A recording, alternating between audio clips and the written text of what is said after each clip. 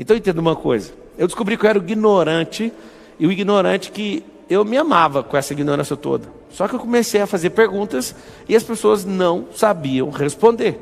E hoje é uma noite para você deixar a ignorância. O que você tem que entender sobre o sinal do infinito é que ele é o número 8. 8 significa recomeço.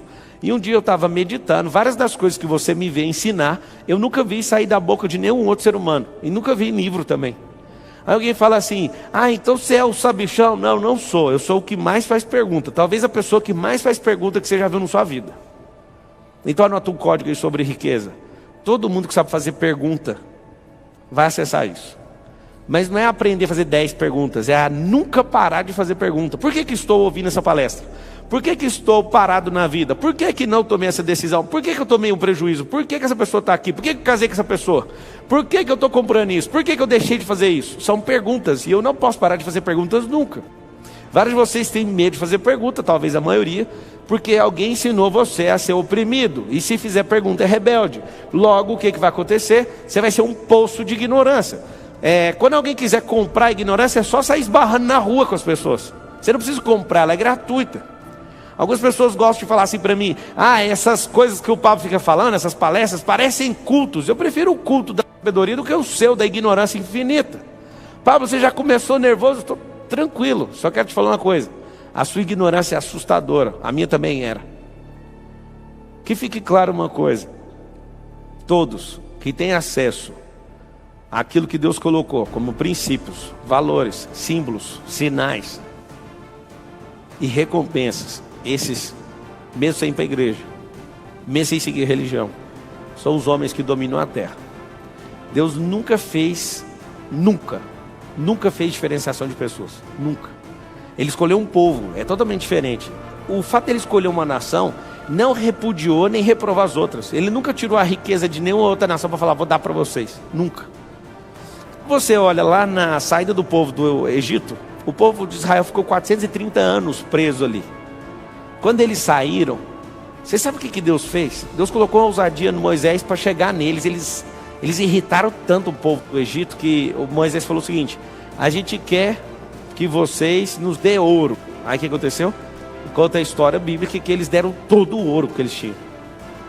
E é muito engraçada a ignorância, porque se você coloca ouro na mão de ignorante, o que ele vai fazer? Ele vai comer o ouro. Vocês que estão aqui presencialmente, fala que eu vou honrar vocês, tá? Fala assim, ignorantes comem e cagam ouro. Eu vou te provar agora, foi isso que aconteceu. É incrível a história.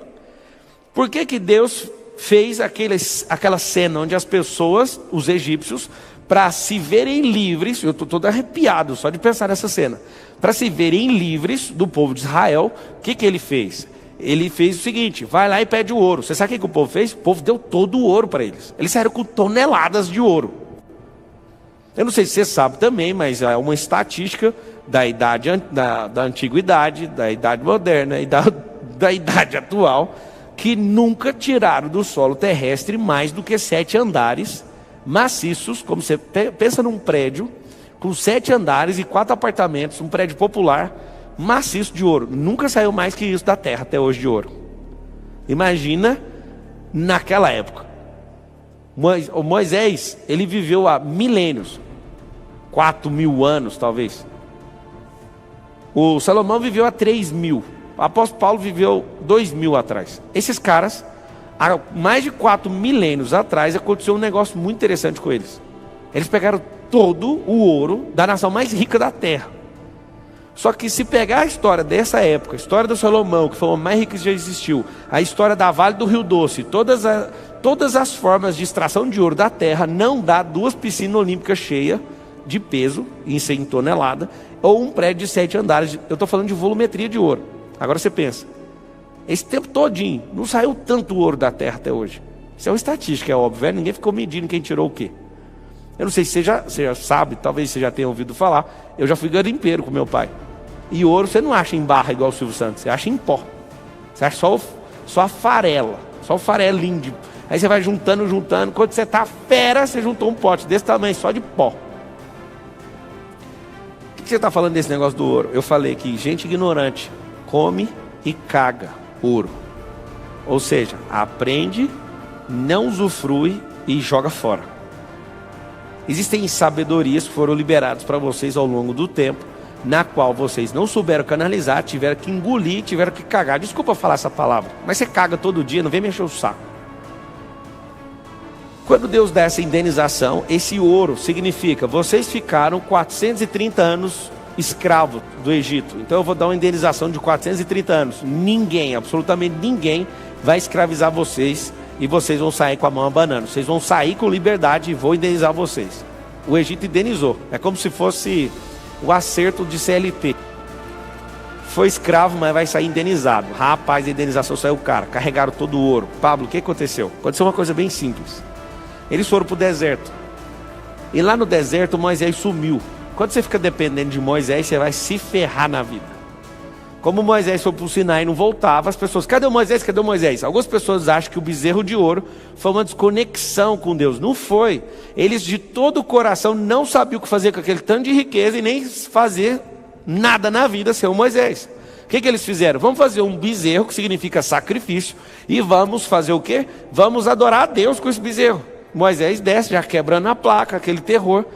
E o final é muito interessante, porque quando Deus dá esse ouro, eles não entendem de riqueza. Repete assim comigo: escravo não entende de riqueza.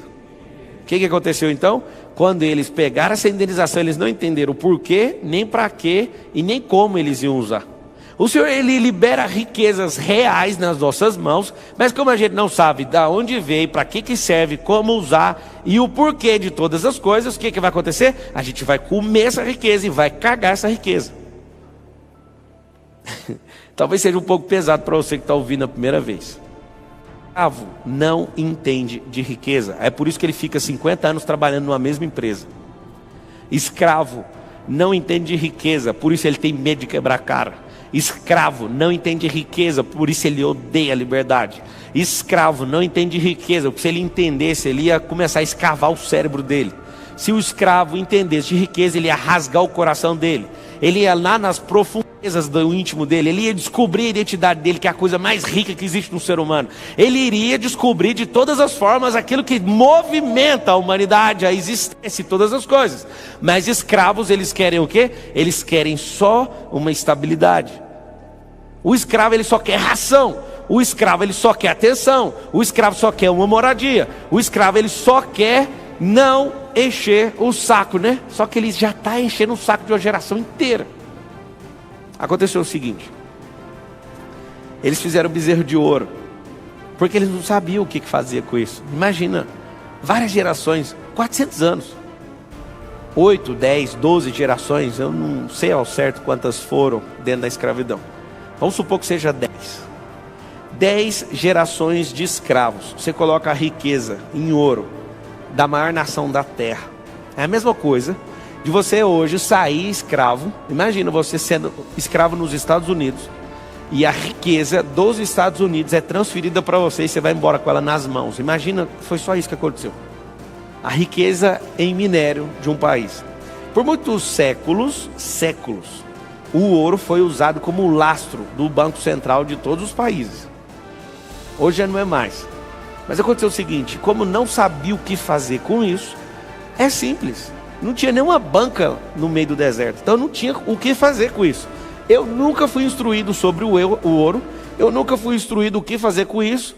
Eu estou com medo. Eu não sei nada. Eu sou um escravo. Eu quero voltar para trás. E o Moisés, que é meu líder, foi embora. Não volta. O que eles fizeram? Um bezerro de ouro. O que o bezerro de ouro representa?